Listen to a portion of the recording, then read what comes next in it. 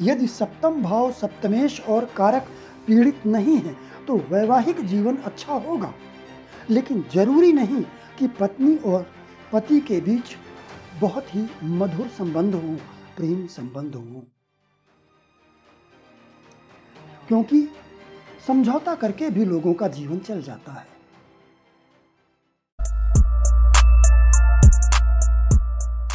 हमारा आज का विषय है मधुर संबंध।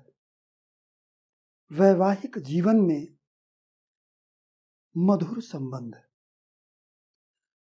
अक्सर लोग ये सवाल करते हैं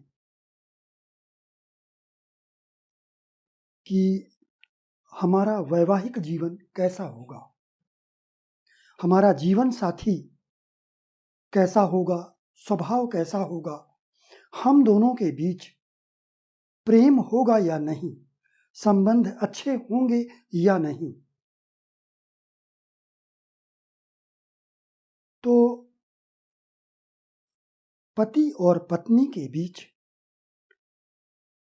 मधुर संबंध होना बहुत ही ज्यादा आवश्यक है, अन्यथा फिर जीवन दुख से भर जाता है, या जैसे लड़ाई झगड़े होना और बात अलगाव तक पहुंच जाती है। तो सुखमय जीवन जीने के लिए ये आवश्यक है कि पति और पत्नी के बीच मधुर संबंध हो। तो कुंडली में हम ये कैसे देखते हैं कि जीवन साथी के बीच, पति पत्नी के बीच संबंध कैसे होंगे? तो सबसे पहले हमें लग्न देखना होगा। लग्न व्यक्ति का स्वभाव बताता है।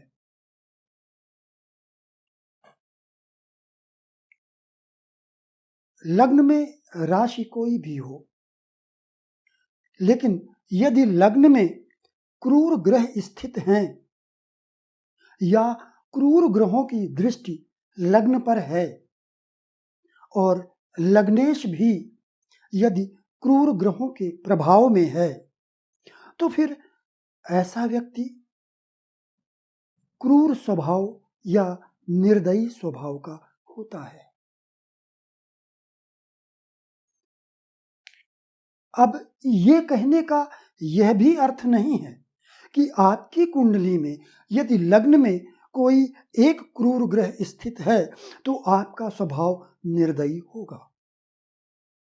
कम से कम 2 क्रूर ग्रह या 3 ग्रह का प्रभाव होना जरूरी है, और लग्नेश पर भी ऐसा प्रभाव होना चाहिए। तो सबसे पहले तो हमें लग्न देखना होता है कि लग्न और लग्नेश यदि क्रूर ग्रहों के प्रभाव में हैं तो फिर व्यक्ति का स्वभाव क्रूर होता है। दूसरा, तो पहले यहां पर हमने लग्न की बात की, लग्न लग्नेश। दूसरा, हमें चंद्रमा को देखना होगा। चंद्रमा मन का कारक है। चंद्रमा से भी व्यक्ति का स्वभाव पता लगता है। चंद्रमा भावनाओं का कारक है, मन का कारक है। यदि चंद्रमा आपका पीड़ित है, दुर्बल है, क्रूर ग्रहों के द्वारा पीड़ित है, तब भी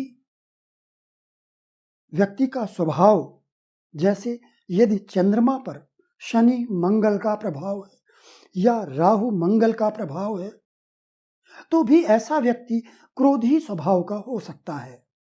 केतु का प्रभाव है तो व्यक्ति चिड़चिड़े स्वभाव का हो सकता है।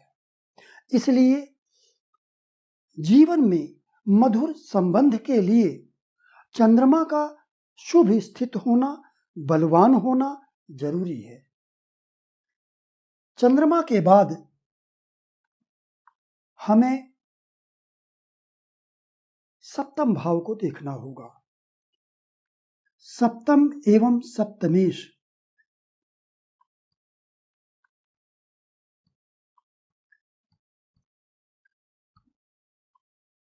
सप्तम भाव वैवाहिक जीवन का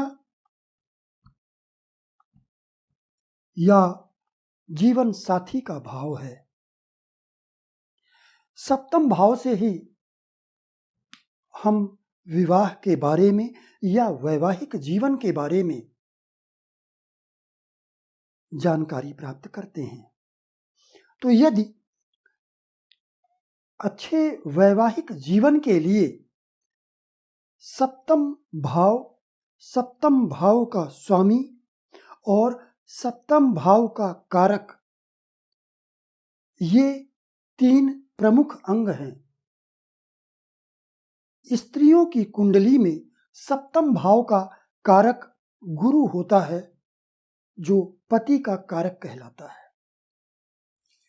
पुरुषों की कुंडली में सप्तम भाव का कारक शुक्र है, जो स्त्री का कारक कहलाता है। शुक्र विवाह का कारक भी है। स्त्री या पत्नी का कारक तो है ही, साथ ही शुक्र विवाह का कारक भी है। विवाह का कारक शुक्र, फिर वो चाहे पुरुष की कुंडली हो या स्त्री की कुंडली हो, दोनों की कुंडली में विवाह का कारक शुक्र ही होता है। पुरुष की कुंडली में शुक्र विवाह के कारक होने के साथ साथ पत्नी का कारक भी है, लेकिन स्त्रियों की कुंडली में पति का कारक गुरु है। तो हमें सप्तम भाव सप्तमेश,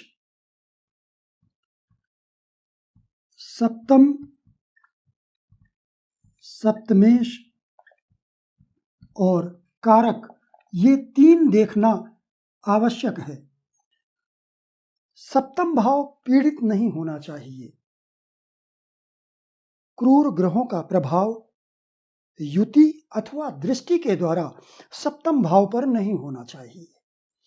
इसी तरह सप्तमेश भी शुभ भाव में स्थित हो और उस पर भी क्रूर ग्रहों का प्रभाव ना हो। कारक यानी शुक्र तो दोनों की कुंडली में आवश्यक है, क्योंकि शुक्र विवाह का कारक भी है। तो शुक्र को पीड़ित नहीं होना चाहिए। और फिर स्त्रियों की कुंडली में गुरु को भी पीड़ित नहीं होना चाहिए। तो यदि सप्तम भाव सप्तमेश और कारक सुस्थित हैं, बलवान हैं, तो फिर ऐसे व्यक्ति का जीवन, वैवाहिक जीवन बहुत अच्छा गुजरता है।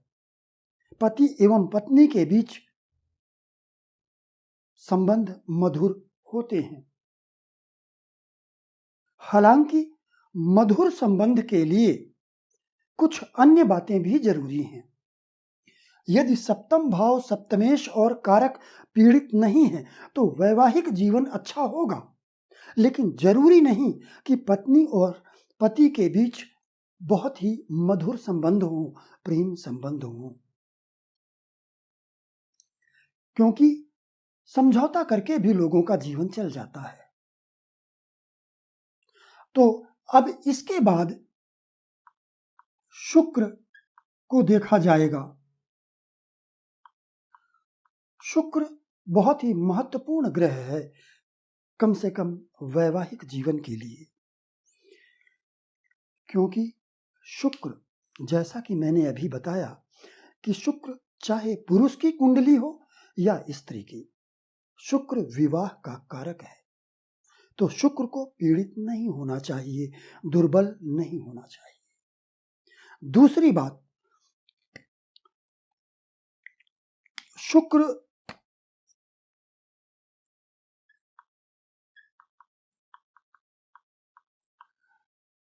पहला तो ये विवाह का कारक है।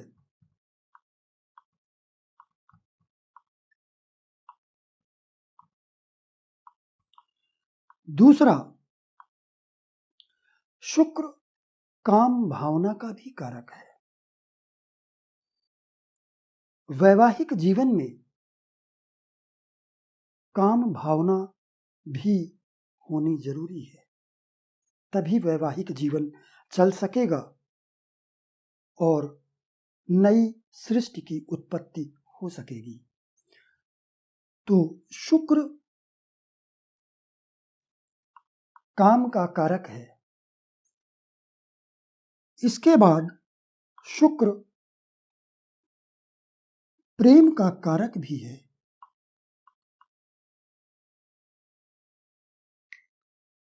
प्रेम का कारक, सौंदर्य का कारक शुक्र ही है। प्रेम भी वैवाहिक जीवन का एक गहना है, अलंकरण है, सौंदर्य है। तो इसलिए शुक्र का सुस्थित एवं बलवान होना भी आपकी कुंडली में जरूरी है। तो यदि इतने अंग आपकी कुंडली में अच्छे हैं तो फिर ऐसे व्यक्ति का वैवाहिक जीवन मधुरता से भरा होता है, प्रेम से परिपूर्ण होता है। इसके बाद कुछ ऐसी बातें सूत्र रूप में मैं आपको बताता हूं। यदि सप्तमेश शुभ भाव में स्थित हो, जैसे केंद्र अथवा त्रिकोण में। केंद्र हमारा लग्न, चतुर्थ, सप्तम, दशम, ये 4 भाव केंद्र भाव कहलाते हैं। पंचम और नवम ये त्रिकोण भाव कहलाते हैं। लग्न को केंद्र त्रिकोण दोनों ही कहा जाता है। तो यदि सप्तमेश केंद्र अथवा त्रिकोण में स्थित है या फिर लाभ भाव में स्थित हो और उस पर शुक्र की दृष्टि पड़ रही हो, तब भी पति पत्नी के बीच आत्मीयता रहती है। शर्त यही है कि सप्तमेश पीड़ित नहीं होना चाहिए, शुक्र पीड़ित नहीं होना चाहिए। तो यदि सप्तमेश केंद्र अथवा त्रिकोण में या लाभ भाव में स्थित है और उस पर शुक्र की दृष्टि पड़ रही है तो फिर पति एवं पत्नी के बीच आत्मीयता होती है। सप्तमेश यदि चतुर्थ भाव में स्थित है और चतुर्थ भाव का स्वामी भी सप्तमेश के साथ स्थित है तो भी पति पत्नी के बीच संबंध मधुर होते हैं, क्योंकि चतुर्थ भाव सुख का भाव है।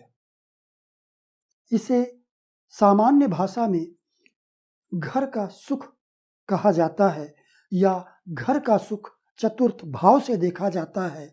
वस्तुतः चतुर्थ भाव जीवन के समस्त प्रकार के सुख का भाव है। तो यदि चतुर्थ भाव का स्वामी और प्रेम का कारक शुक्र दोनों चतुर्थ भाव में स्थित हों तो फिर पति पत्नी के बीच संबंध मधुर होंगे ही। यदि शुक्र सप्तम भाव में स्थित हो और गुरु लग्न भाव में स्थित हो तब भी दोनों के बीच संबंध मधुर होंगे। शुक्र विवाह का कारक भी है, स्त्री का कारक भी है, प्रेम का कारक भी है, भोग का कारक भी है और सप्तम भाव भोग का भाव है, वैवाहिक जीवन का भाव है, जीवन साथी का भाव है। तो यदि शुक्र सप्तम भाव में स्थित है और पीड़ित नहीं है और इस पर गुरु की दृष्टि पड़ जाती है तो फिर वो कुंडली पुरुष की हो अथवा स्त्री की, पति पत्नी के बीच संबंध मधुर होंगे, क्योंकि गुरु की दृष्टि हमेशा ही शुभ दृष्टि मानी जाती है।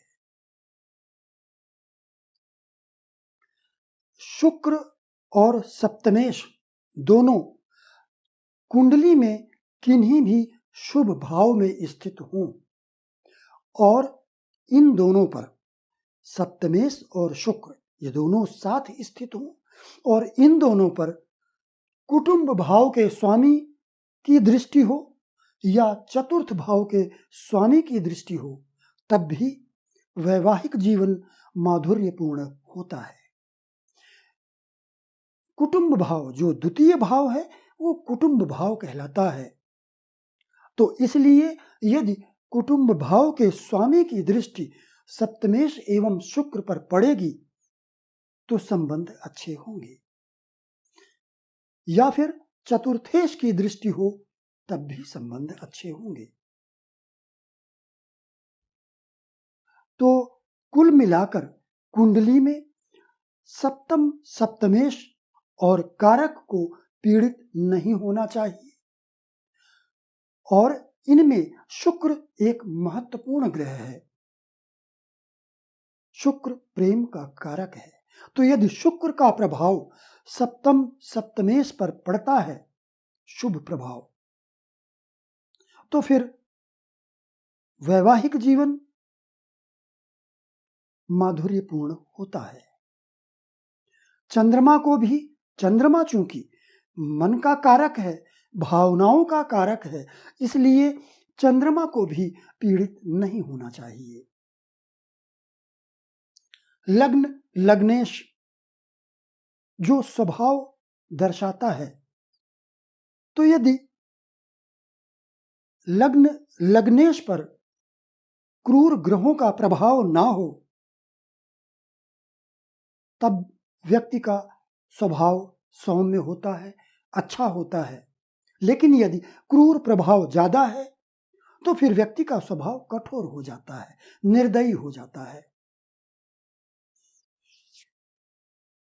ऐसा हो सकता है कि आपकी कुंडली में लग्न पर क्रूर प्रभाव हो, लग्नेश पर क्रूर प्रभाव हो और फिर भी आपका जीवन माधुर्यपूर्ण हो। तो उसका कारण यह है कि हो सकता है कि वह क्रूर प्रभाव आपके रोगी होने का परिचायक हो, स्वास्थ्य से संबंधित कोई समस्या का परिचायक हो और दूसरी तरफ सप्तम सप्तमेश ये पीड़ित ना हो, शुक्र पीड़ित ना हो, चंद्रमा पीड़ित ना हो, तब भी आपके जीवन में प्रेम होगा, सामंजस्य होगा, संबंध मधुरता पूर्ण होंगे। तो वैवाहिक जीवन में मधुर संबंध के लिए, आत्मीय संबंध होने के लिए, जीवन सुखी होने के लिए लग्न लग्नेश पीड़ित नहीं होना चाहिए, सप्तम सप्तमेश पीड़ित नहीं होना चाहिए, सप्तम कारक पीड़ित नहीं होना चाहिए, चंद्रमा और शुक्र इन्हें भी पीड़ित नहीं होना चाहिए। तो यहां पर मैंने केवल आत्मीय संबंध या मधुर संबंध के बारे में बताया है। वैसे तो यदि कुटुंब भाव, चतुर्थ भाव, द्वादश भाव भी पीड़ित होंगे तो भी वैवाहिक जीवन अच्छा नहीं होता है। लेकिन यहां पर मेरा उद्देश्य केवल पति और पत्नी के बीच प्रेम और मधुरता को लेकर था। तो आज के लिए बस इतना ही। नमस्कार।